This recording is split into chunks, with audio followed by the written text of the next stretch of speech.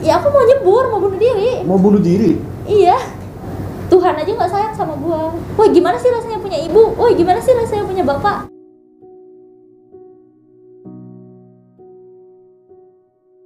Itu gara-gara orang tua aku gitu kan. Aku yang ditelantarkan sama orang tua.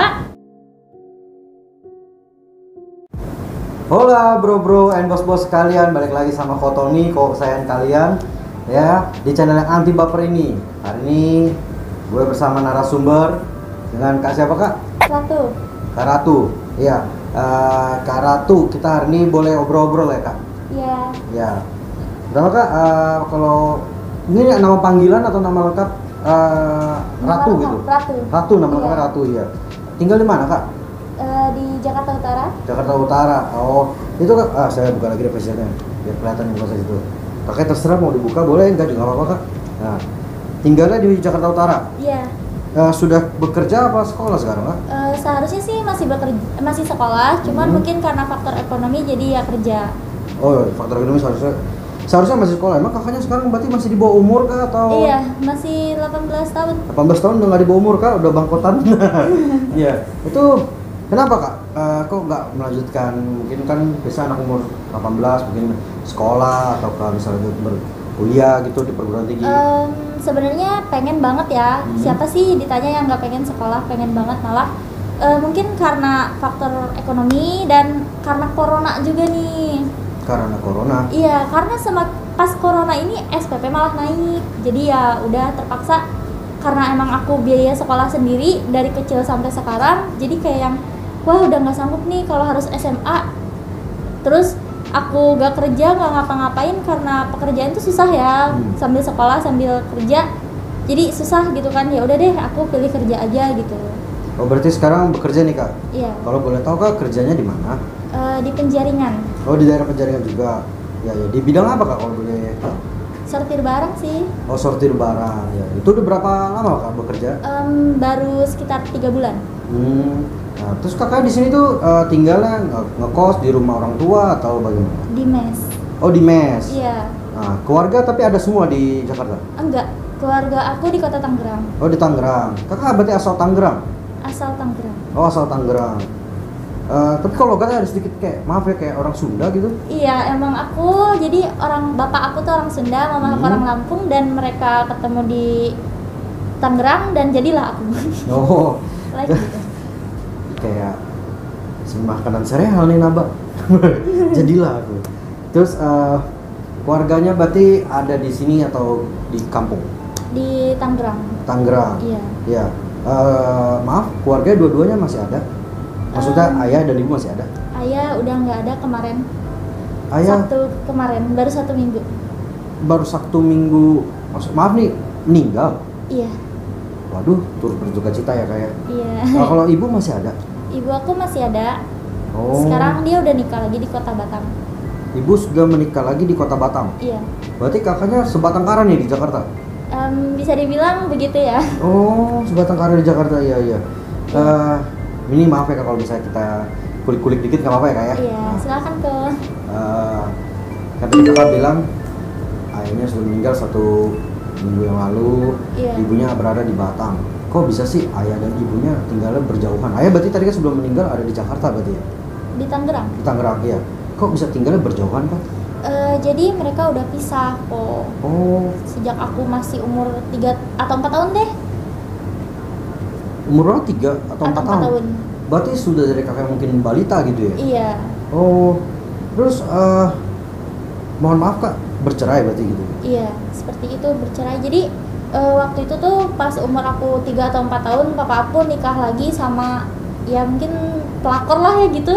Pelakor? Iya. Berarti ada jambak-jambakan nggak? Ada. Sempat viral nggak? Wah, sempat. Sempat viral nggak itu? Sempat viral. Cuma di viralnya tetangga, di iya. tempat kakaknya doang kali ya? Iya, Karena di mungkin waktu tetangga. itu belum terlalu. Belum medsos ya, belum Iya, ini. medsos belum terlalu ini ya. Jadi ya gitu.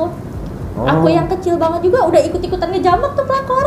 Pelakor. Tapi abis itu langsung semenjak pelakor itu berpisah gitu ayah dan ibu? Berpisah.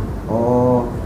Memang maaf ya Kak, apakah memang sebelumnya sudah ada terjadi beberapa kali dengan pelakor atau baru kali ini aja gitu? Udah mungkin papa tuh dari dulu tuh sering ya main cewek di belakang mama, sering banget malah. Tapi mama tuh sabar sampai titik dimana papa itu bawa si pelapornya itu ke rumah dalam keadaan mama lagi hamil, aku lagi riwit-riwitnya gitu kan. Nah udah kayak gitu akhirnya mama dengan emosi gitu kan, karena papa bawa pelapor ke rumah, turun tangan dong. Nah udah turun tangan gitu, aku yang masih kecil kan nggak tahu apa-apa kok, tiba-tiba papa aku pulang banting-banting barang, malah aku tuh sempet nyumput di bawah ranjang gitu kok, di bawah ranjang, tapi naas banget itu, si gelas itu kena kepala aku.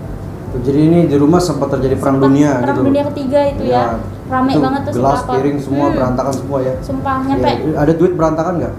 Kalau duit berantakan aku pungut ya. Saya juga mau kalau orang setiap berantem rumah tangga. Iya. Tolong ya mulai sekarang kalau yang berantem rumah tangga yang dilempar jangan uang, Iya. jangan piring, jangan gelas, sayang, uang aja. Nah, terus enggak, tapi jangan contoh yang berantem rumah tangga, lempar-lemparan barang ngapain. Nah, terus Kak, berarti itu terjadi terus langsung berpisah gitu. Nah, semenjak itu kakaknya Belum. Jadi mama itu kayak digantung sama papa waktu itu. Akhirnya pas papa aku pulang, pokoknya diusir itulah sama tetangga kan dipisahin. Jadi papa aku lah yang keluar dari rumah. Mama aku lagi hamil adik aku langsung stroke seketika di situ. Lagi ngandung besar 9 bulan. Papa datang bawa pelakor ke rumah dan akhirnya ya pokoknya gitulah ya, dar gelap gitu ya, berantem. Kalau cok Sunda nama tepar ruguh. Udah kayak gitu teh. Udah mama pokoknya nama berantem gitu. Akhirnya pas besoknya bapak pulang, mama tuh lahiran saat lagi stroke. Dan di situ tuh kita tuh bener-bener gak ada yang nolongin selain tetangga. Jadi kita tuh hidup dari belas kasihan tetangga. Iya, jadi kayak mama aku mau ngelahirin aja itu tuh di kontrakan kita cuman berdua, aku sama mama aku yang masih kecil nggak tahu apa-apa, umur 4 tahun, coba kok aku tahu apa gitu kan. Mamaku tiba-tiba bilang, tuh kamu panggilin tante, mama itu sakit perut katanya gitu kan. Akhirnya aku keluar manggil tetangga, dan ya mama aku pas ngelahirin tuh ya udah lahir bayinya tuh. Jadi lahir di kontrakan tanpa siapapun, mama tuh udah keluar bayinya. Pas datang tetangga, untungnya tetangganya itu bidan waktu itu. Jadi pas itu langsung dibersihin, bayinya beres. Udah beres 1 hari adik aku lahir. Akhirnya kita orang tuh bingung mau kemana kan, nyariin papa. Kita ngubuk-ngubuk kota Tangerang, mama aku bayangin kok dalam keadaan stroke ringan, gendong adik aku yang baru 1 hari. Itu mama aku 1 hari melahirkan, gandeng aku yang umur 4 tahun. Coba keliling kota Tangerang nyariin bapak aku.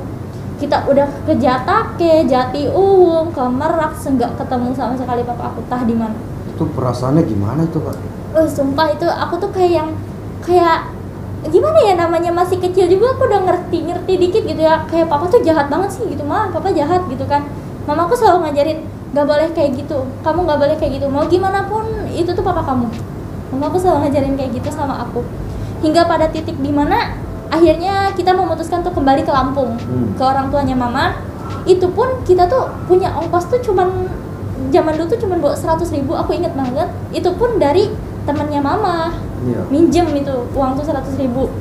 Udah kayak gitu kita pulang ke Lampung, dan adek aku pas sampai di Lampung karena krisis ekonomi juga, mama aku di Lampung tuh, akhirnya adek aku tuh nggak diurus sama nenek aku, enggak. Jadi adek aku tuh diadopsi sama orang lain. Bahkan sampai sekarang aku belum pernah ketemu sama adek aku. Jadi sampai sekarang belum pernah ketemu adiknya. Berarti kakak ini harusnya kakak ada punya adik nih. Punya adik aku beda 2 tahun sama aku, 16 tahun ya. Cowok. Iya. Di Lampung dan belum pernah ketemu nih sama sekali belum. Dari dia lahir nyampe sekarang aku nggak ketemu lagi sama dia. Itu gara-gara orang tua aku gitu kan. Terus nggak pernah kakak coba berusaha nyari? Udah Kak, malah aku sering nanya ke bibi aku yang di Lampung, Bi, ini dong adik aku sekarang gimana ya kabarnya, Bi, gini. Pokoknya orang tua sama keluarga tuh kayak ya udah nggak usah mikirin dia gitu, hidup kamu aja berantakan gitu. Dia mah enak, iya sih menurut aku dia tuh enak, disekolahin sama orang gitu kan, dihidupin sama orang. Dia nggak usah kayak aku harus kerja, harus ini harus itu. Dia tuh enak banget sumpah, nggak kayak aku gitu. Ini yang bilang udah kamu ngapain cari adik kamu itu berarti mamanya kakak? Iya, mama yang bilang udah kamu ngapain, dia udah hidup enak. Berarti sebenarnya mama tahu keberadaannya adiknya kakak ini? Iya tahu, kan mama yang ngasihnya kok. Kasih ke orang lain gitu? Iya. Karena faktor ekonomi? Faktor ekonomi, dan mungkin Iya begitulah. Dan nggak pernah berusaha untuk mencari lagi kan, maksudnya sekedar saya waduh Enggak. buat mungkin kalau kakaknya ada mau ngomong, barangkali misalnya ketemu adiknya apa nih yang kakak mau ngomong? Kapanpun aku ketemu sama adik aku, dimanapun kamu sekarang berada, aku tetap kakak kamu mau kayak gimana pun. Mungkin adik aku berpikir hidup aku lebih enak dari dia karena tinggal sama orang tua, padahal enggak. Justru aku yang ditelantarkan sama orang tua, aku yang kayak gini berdiri sendiri dari kelas 7 SMP, aku nggak pernah nerima sedikit pun uang dari papa aku. Jadi pas SMP itu kok aku kan dianterin ya ke Bekasi, ke tempat papa aku, karena mama aku udah nggak sanggup karena waktu itu stroke-nya emang parah banget. Akhirnya ya udah tuh lu bawa aja anak lu gitu, mama tuh ke aku tuh. Papa juga kayak apaan sih, udah bawa aja sama lu. Jadi kayak aku inget banget waktu itu umur aku udah 6 tahun ya, udah masuk kelas 1 SD. Aku udah sekolah SD di Lampung waktu itu. Terus kata mama aku, ya udah cina bawa aja anak lu gitu kan, kayak yang disentuh-sentuhin gitu. Pada nggak mau karena mungkin masih kecil kan. Akhirnya papa aku tuh di dalam hati udah seneng banget, wah gue bakal hidup sama bapak gue nih gitu kan. Enak nih kayaknya rasanya punya papa. Karena semasa di tempat nenek aku, mama aku itu, mereka tuh bilang kamu tuh nggak punya bapak kamu tuh mati, kayak gitu. Dan pada akhirnya aku tinggal sama nenek aku, nenek dari bapak. Tapi setelah itu aku sekolah kan SD tempat nenek. Nenek aku tuh kayak tukang masak di pesantren. Nenek aku tukang masak di pesantren. Dan akhirnya ya gitu, aku tuh sering ke pesantren gitu, ikut-ikut ngaji lah ya. Dan pas aku mau masuk SMP tuh sempet ada debat lagi kok. Debat kayak udah ngapain sekolah, nggak usah dilanjutin. Tapi nenek aku kekeh gitu ya, kamu harus sekolah, mau kayak gimana pun harus sekolah, pendidikan itu penting. Jadi yang selalu kayak bilang ini maaf ya kak, kayaknya seakan kakak itu udah ngapain sekolah, udah ngapain kamu, kasarnya nggak, maaf ya gitu kayak kamu tuh nggak berharga gitu. Ya kan itu adalah mama sama papa sama ibu tiri aku. Berarti orang tua kandung maupun yang orang mama tiri gitu. Iya. Itu wah itu sih berat juga ya kak, kalau misalnya jadi kakak itu. Bener. Gimana ya perasaannya? Itu pernah gitu kak? Maksudnya merasa kecewa, merasa gimana? Banget. Aku sempet kayak mikir pas SMP tuh, aku tuh kayak nggak punya orang tua. Kalau kayak gini tuh ya udah aku tuh yatim piatuin aja gitu kan. Yatim piatu kan lebih enak gitu, maksudnya kayak aku nggak punya beban tekanan dari manapun gitu. Tapi kenyataannya tuh kayak lebih pahit ya gitu kan. Kalau untuk ibu kasih sayang orang tuanya itu berarti nggak pernah, maaf ya kak, merasa full sepenuhnya dapat kan layaknya seorang anak, itu nggak pernah gitu? Nggak sedikit pun nggak. Tapi terus, kakak maaf ya kak, kecewa kah, benci kah atau bagaimana? Benci mungkin pasti ada. Cuman karena aku pikir ya mau gimana pun ini hidup aku, ini garis tangan aku gitu kan. Ini orang tua aku, jadi ya mau gimana lagi, sekalipun orang tua kayak gitu, kita harus tetap, hidup itu tetap berjalan gitu. Waktu pas, maaf ya kak, waktu pas minggu lalu ayahnya udah meninggal, kakak tahu berarti ada itu? Tahu. Kakak memaafkan nggak semua tingkah laku ayahnya? Mau gimana pun kok, ya yang namanya aku anak itu nggak ada yang namanya bekas anak. Anak tetap anak, istri ada bekas istri, pacar ada mantan pacar. Tapi kalau anak, menurut aku anak tuh anak, mau kapanpun, mau dimanapun, bahkan kamu mati pun kamu binti ayah kamu gitu. Jadi ya udah, ini bapak aku gitu kan, bapak aku mau kayak gimana pun. Kemarin ibu tiri aku sempet, coba kok bayangin, papa aku meninggal belum 7 hari, baru 1 hari kuburannya aja belum kering, udah bahas warisan. Karena ibu tiri aku pas aku datang ke Tangerang itu langsung kayak, ngapain lu pulang, mau warisan? Kayak gitu coba. Tapi nggak pernah ada kekerasan fisik kan? Wah, pernah dulu. Sama ibu tiri sama ayah juga? Iya, pernah. Kakaknya kalau boleh cerita sedikit kak, emang kekerasan fisik itu seperti apa? Dulu aku pernah sempat kepala aku dibenturin ke tembok. Model kemarin, enak gak sih kok udah kerja gitu kan, udah kerja, lagi enak-enak kerja, orang tua nelpon gitu kan, kalau nelpon enaknya kayak yang gimana, kok sehat, kabarnya gimana, kok baik, kok kerja apa, di mana sekarang, betah nggak? Enak ya kalau orang tua ngebel gitu.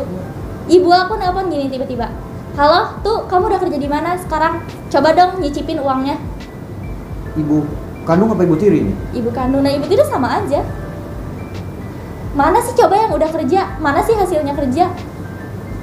Yang kekeh banget bakal sekolah, tetap aja kan kamu nggak sekolah. Berarti nggak pernah tuh kayak kak hati-hati ya di sana apa Enggak, segala macam sedikit tuh? pun enggak. Itu enggak. Nggak ada, bener-bener nggak ada. Makanya aku tuh suka sakit hati kalau ngeliat teman aku ditelepon orang tuanya kayak, wah gimana sih rasanya punya ibu, wah gimana sih rasanya punya bapak, gitu. Sakit hati tuh. Ya banget kok kalau dibilangin sakit hati. Dari kecil sampai sekarang aku makan hati terus. Enak kalau hati ayam ini, aduh. Makan hati ayam emang enak ya, Bang? Apa? Ampla yang enak kok. Ampela yang enak ya memang ya. Kalau hati rada pahit sih. Agak pahit. Iya. Ya berarti Nah, itu pengaruh nggak sih kak ke tumbuh kembang kakak, ke karakter kakak?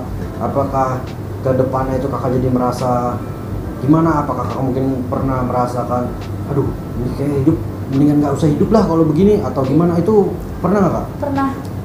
Sampai sekarang pun sering. Sampai sekarang pun sering. Kayak Pernah boleh sharing kak? Maksudnya pernah sampai hampir direalisasikan itu dari pikiran kakak itu mau ngapain gitu? sering Contoh, banget. bisa kasih contoh sedikit nggak?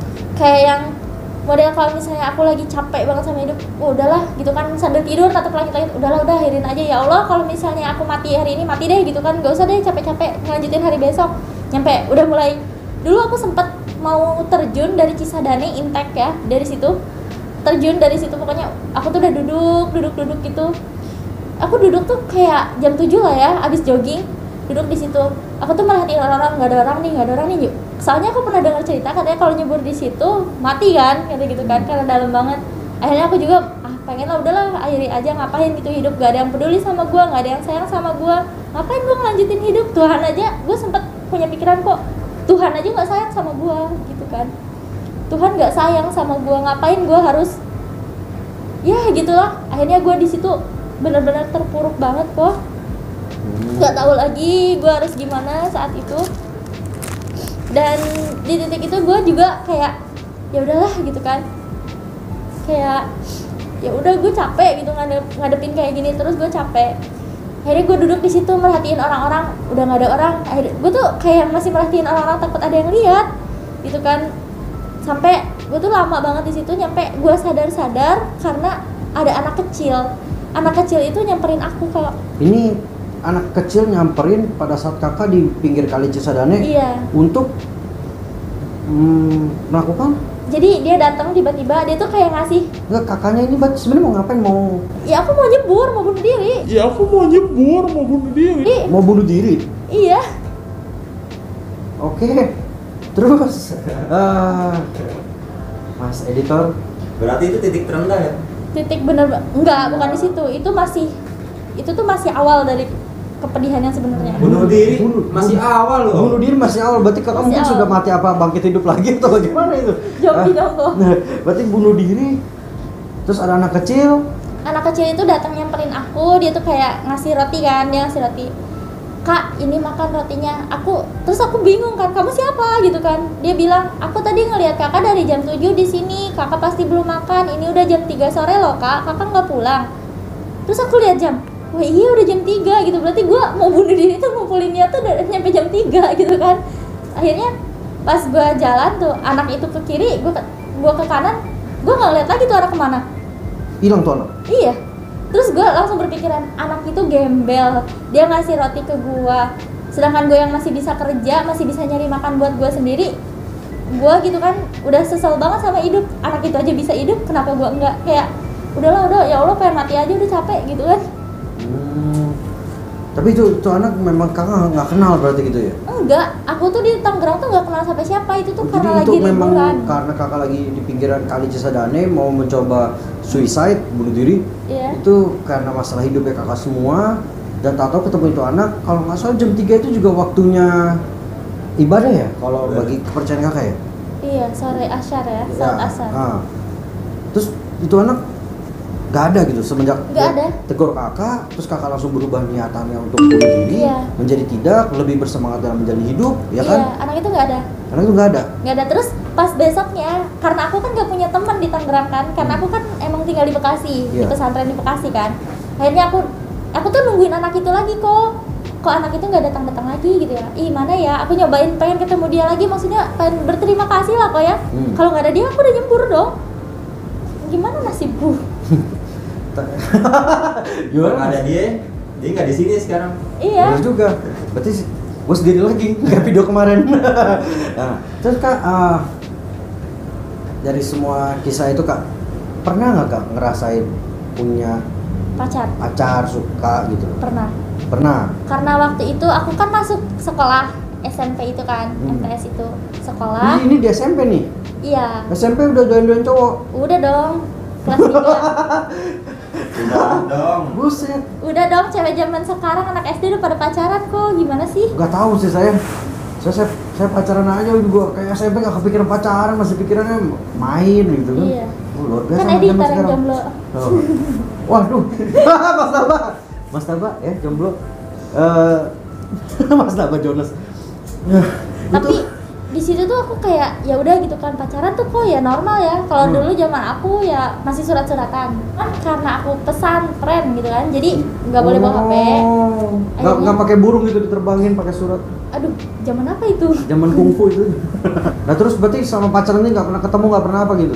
Pernah, jadi ya ketemunya selewat-selewat kalau di sekolah lah ya. Ini masa kelam aku bener-bener kelam ya di situ. Aku udah percaya banget sama cowok gitu kan, sama dia tuh aku udah percaya ya kok ya, udah kayak yang waduh ini udah dirangkul gitu kan, enak banget gitu kan. Dirangkul enak banget ya. Iya bener kan. Nah Awas pikiran editor saya traveling nih. Pikiran editor saya udah mulai traveling nih. Ya Enggak. kalau pas editor ya kan Iya. traveling dia. ya Terus? udah kayak gitu tuh, aku tuh kayak yang ketemuan ya, anak kelas 2 SMP sama kelas 3 SMP ketemuan. Aduh, udah kayak gitu tuh. Udah tuh aku di dalam kelas kan, aku udah di dalam kelas, dia datang. Pas dia datang itu ya kita ngobrol biasa kok awalnya.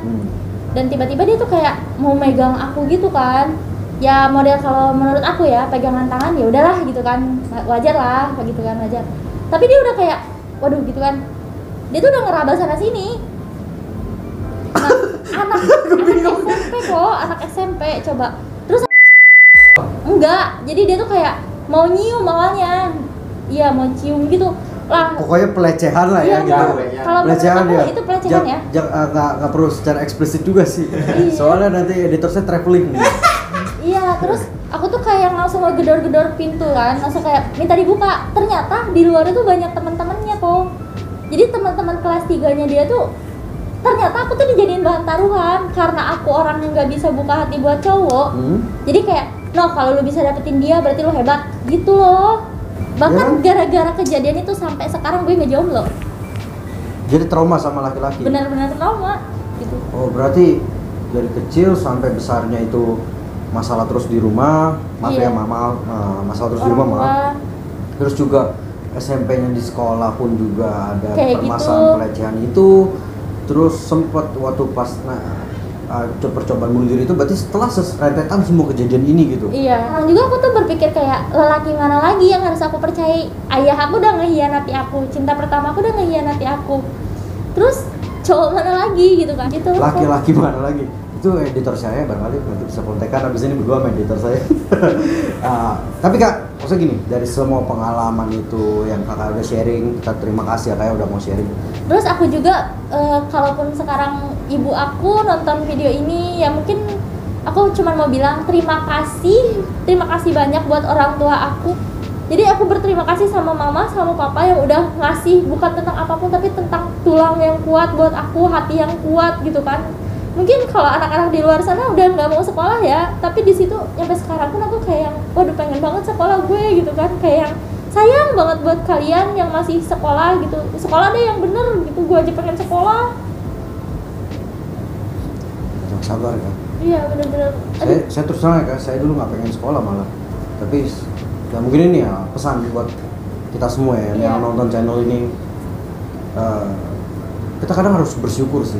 Kalau misalnya masih bisa sekolah, masih kasih orang tua yang mungkin Iya. ya kita rasa orang tua kita nggak kurang baik, gimana kayaknya galak ke kita apa segala macam gitu, tapi masih ada dia mau sekolahkan kita, Dia masih mau ngasih kasih sayang buat kalian. harusnya gitu kita kan. bersyukur ya kayak Iya, harusnya kalian tuh masih bersyukur gitu kan.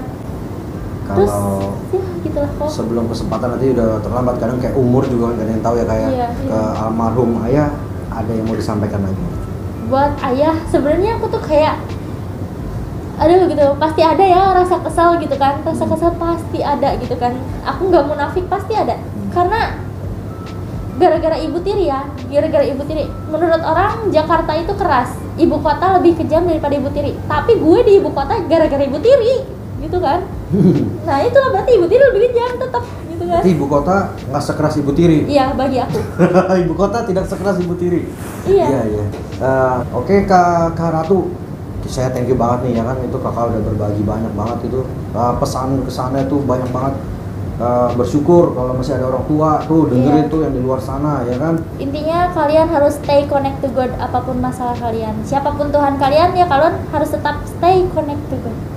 Selalu dekat dengan Tuhan ya. Iya. Pesannya itu sayangin orang tua, terus bersyukur dalam segala keadaan ya kayak. Iya. Terus yang misalnya ada masalah mungkin stres, depresi, apa jangan pernah coba Jangan untuk sampai kayak gue deh gitu. ya jangan coba untuk nyemplung ke kali ya kayak. Apalagi kecisadannya nanti anak itu datang lagi gitu. Bukan masalah kecisadannya, nanti takut anak itu datang lagi Kak. Cuma saya takutnya kalau langsung lewat sih nggak apa-apa, tapi kan nanti Cacat. bukan cacat, nanti kalau misalnya ternyata pas nggak jadi lewat, tahu-tahu malah cuman bau bukan cuman bau kali kan, ya kan malah tensi sendiri gitu. Tapi lebih baik jangan, lebih baik yang pikiran-pikiran itu bersyukur aja, karena hidup itu menarik sih untuk dijalani gitu. Tuhan Meskipun- itu maha asik bagi kaum yang santuy. jadi kakak kaum santuy gitu ya. Nggak juga aku. Kaum santuy ya kan. Aduh udah Botoni nanti jadi tawa. santuy ya. Kaum santuy. Editor saya bukan kaum santuy, dia kaum ribet ya gitu. Ya udah Kak gitu aja nih. Thank you ya Kak udah hadir kemari gitu, udah meluangkan waktunya untuk berbagi sharing kan ke kita semua gitu. Buat bos-bos, bro and sis kalian semuanya, sekian dulu video kita kali ini. See you at the next video. Dadah. Tak lamben tangan. Dadah. Oke bos-bos dan bro-bro sekalian, jangan lupa ya di like, komen, share, dan di subscribe. Oke? Bye.